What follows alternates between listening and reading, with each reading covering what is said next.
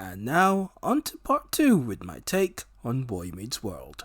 Now, with the love story taking up a rather large chunk of the show's run, you'd think that there was nothing else on the show to talk about. But you'd be wrong. Now, I divulge into the roles of the rest of the supporting cast played on the show. It's only fitting that I start with the parents, Alan and Amy, the heart and soul of the Matthews family. Amy was a very caring mother and went out of her way to ensure her kids had the best possible upbringing.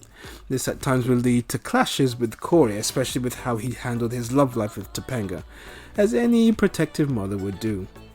Her character, whilst not the most entertaining, was a foundation for the show, and actress Betsy Randall did a very good job portraying her. Alan was your everyday working class father. He didn't have a high paying job like a lot of TV sitcom dads, and he worked a job that he didn't like. So this brought out a very real life relatable quality. In this episode, he loses his job or quit, which Amy did not take very well. He wanted to go into business for himself and went to a convention of sorts to discover his passion. When it failed, Amy took matters into her own hands and helped acquire a local convenience store which was signed over to him, and he ended up owning the business. He was tough on both Corey and Eric when the situation called for it, but usually it was for the right reasons. And then there was young Morgan, Corey and Eric's baby sister. She had no real story arcs as such, and she was just there. She did have a few comedic moments, and Morgan was played by 2 actresses in fact, Lily Nixay for the first 2 seasons, and then Lindsay Ridgway for the remainder of the show's run.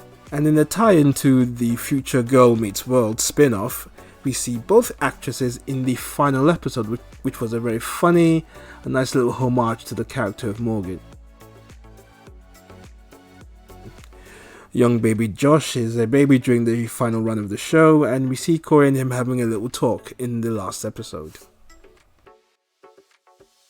We then move on to Eric, Corey's eccentric older brother.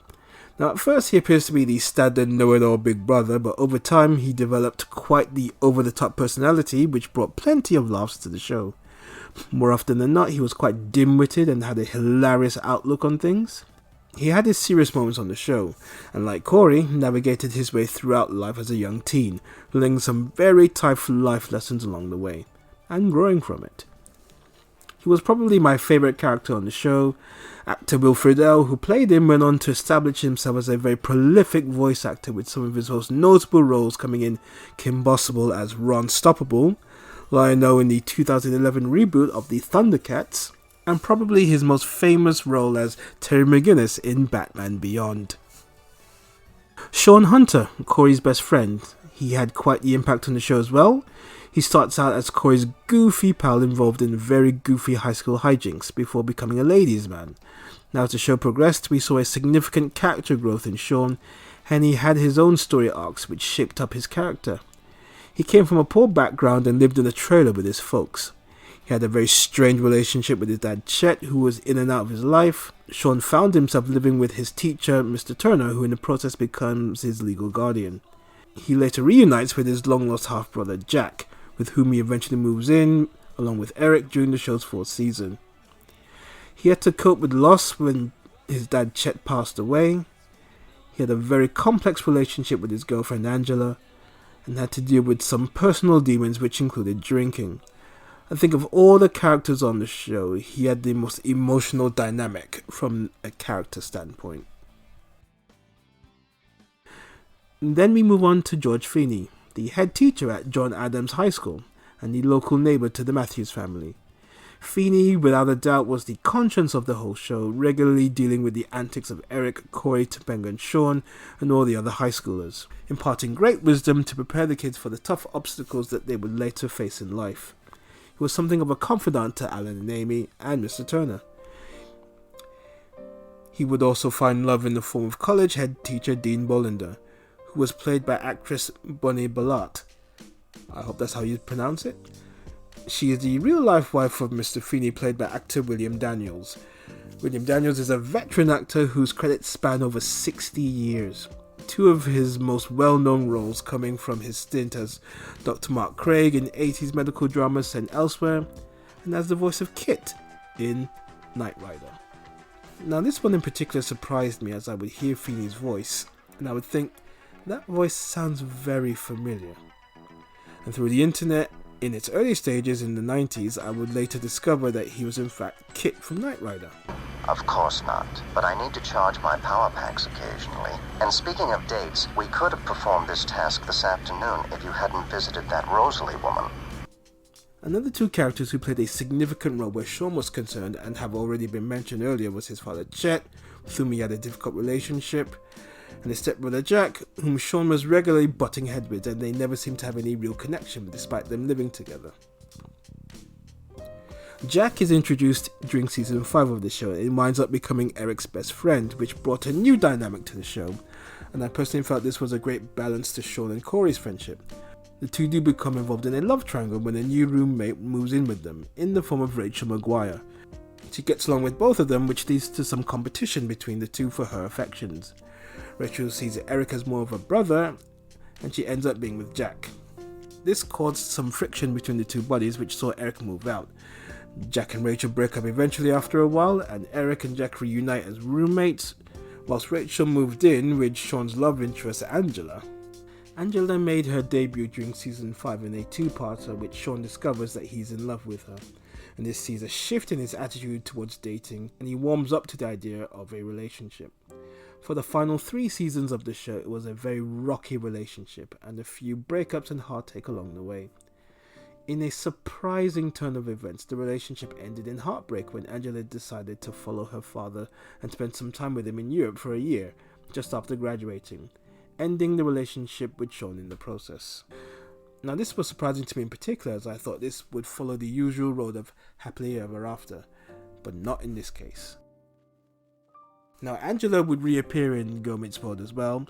That's the 3rd time. Are you seeing a pattern here? When her and Sean would get some closure on their relationship, and Sean would move on and marry his new love, Katie.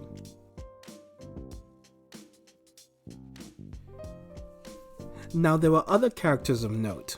Local school bully Harvey Kiner and his goon squad Frankie and Joey, who tormented poor Corey and Sean. Then there was another bully in the form of Griff. He made a few appearances on the show, and when Harvey was absent, and then when Harvey came back, it led to a showdown between the two. Stuart Minkus, the resident geek who had the hots for Topanga initially, but then they end up as academic rivals. He only appeared in the 1st season, and then he made another appearance in season 5, and then years later he appeared in Girl Meets World. Mr. Turner, the kid's homeroom teacher and Sean's legal guardian. He wasn't ever present during the first 4 seasons of the show, until episode 21 of season 4 when he is hospitalized from a bike accident. He recovers, but we don't see or hear from him again for the rest of the show's run. He did later reappear in Girl Meets World, so along with Minkus, the spin-off cleverly helped tie up the loose ends of these two characters in particular. Well, now that's the key characters from the show, but what about the show itself? Well, even though it was a sitcom, it did become quite deep and emotional at times, and it came off more as a soap opera rather than a sitcom. The long love story between Corey and Topanga provided plenty of happy and very sad and heartbreaking moments. Sean had plenty of story arcs which leaned towards the sad side of things, with all this family and relationship drama. And even Eric, the resident goofball, had his share of sad stories, like when he dated an older woman with a kid, which ultimately proved too much for him. And a more famous story arc with a young boy named Tommy, who Eric tried to adopt, but decided it was best for him to go to another family who were better suited. Tommy would also reappear in Girl Meets World as a young adult, who was writing stories about corrupt politicians. Of all the loose ends tied up in Girl Meets World, this one in particular surprised me, as I had no idea who Tommy was until Eric mentioned it, and then cue the flashbacks.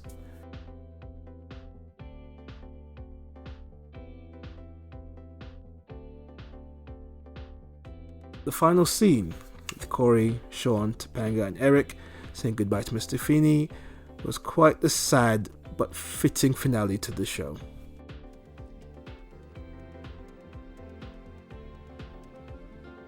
All the drama aside, it was a feel-good show with plenty of wacky laugh-out-loud moments.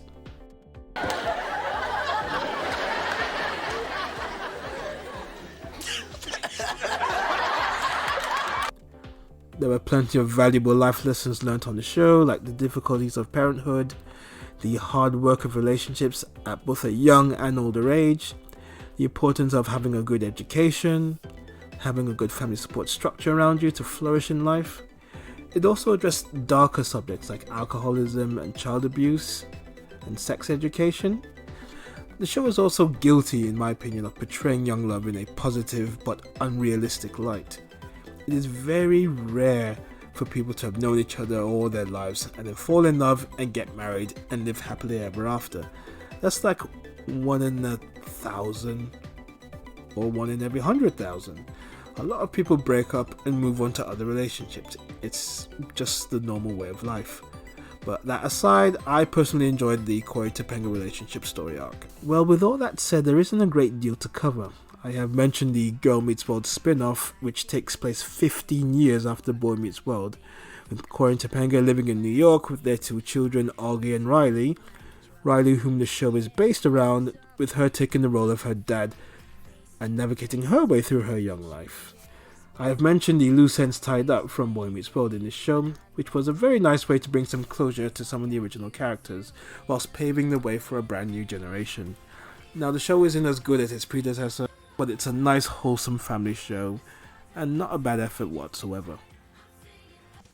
This show will go down as one of those classic 90s shows that brought about plenty of laughs and smiles, and thanks to multiple DVD releases, as well as releases on streaming services, the show continues to live on and create newer generations of fans. One of my personal favourite sitcoms ever, the one and only Boy Meets World. When this boy meets world.